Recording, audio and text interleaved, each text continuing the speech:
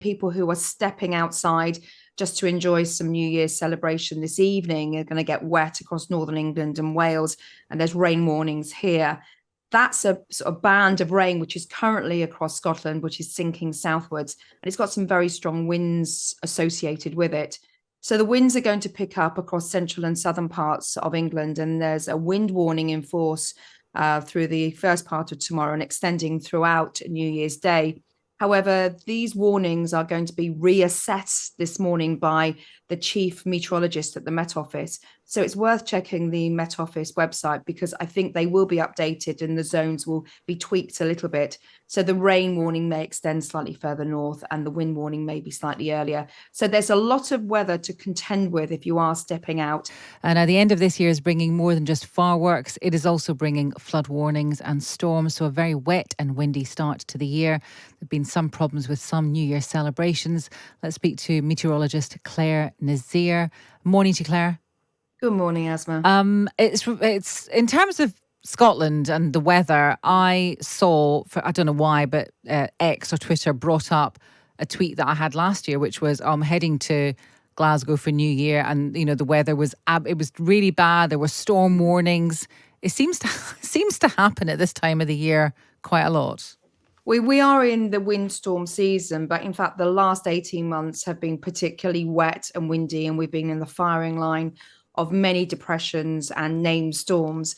And this new year is going to be very similar. In fact, there is still an amber warning for rain across the Moray Firth towards Fort William, and there are many flood warnings in force. SEPA have issued those.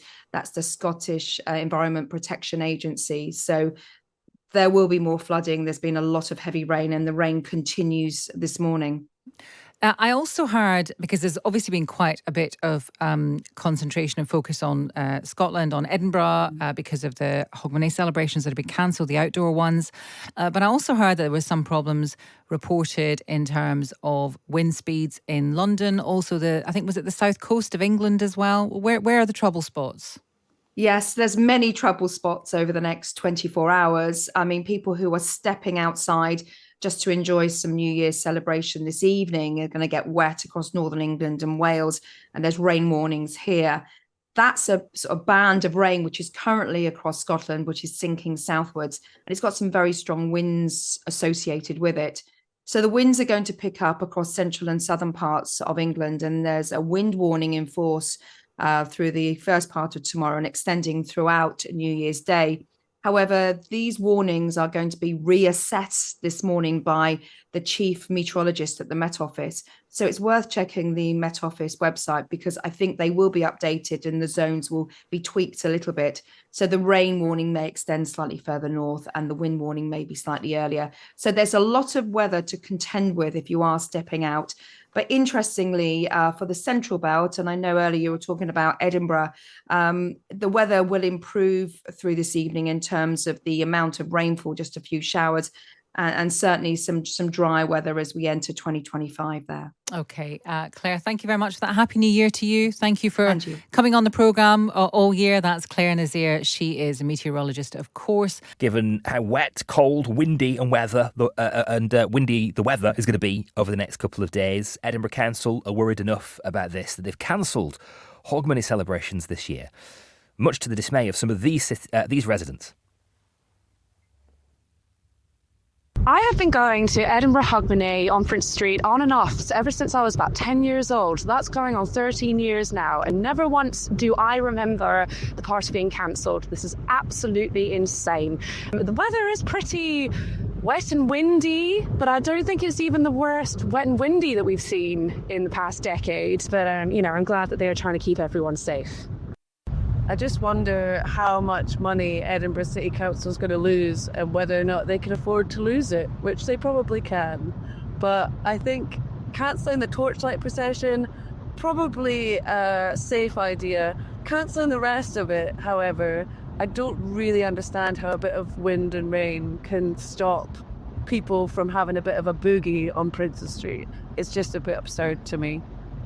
The weather in Edinburgh has always been pretty rough this time of year, but now it's quite a lot worse than usual. So I'm going to be staying in with my dog and my daughter. Sounds like a good plan. That is Becca, Bryony, and finally Alistair in Edinburgh. Well, joining me now is Steph Golter, a meteorologist at Square Raindrop. Steph, good evening. Thank you for being with us. How bad is bad in Edinburgh this week then?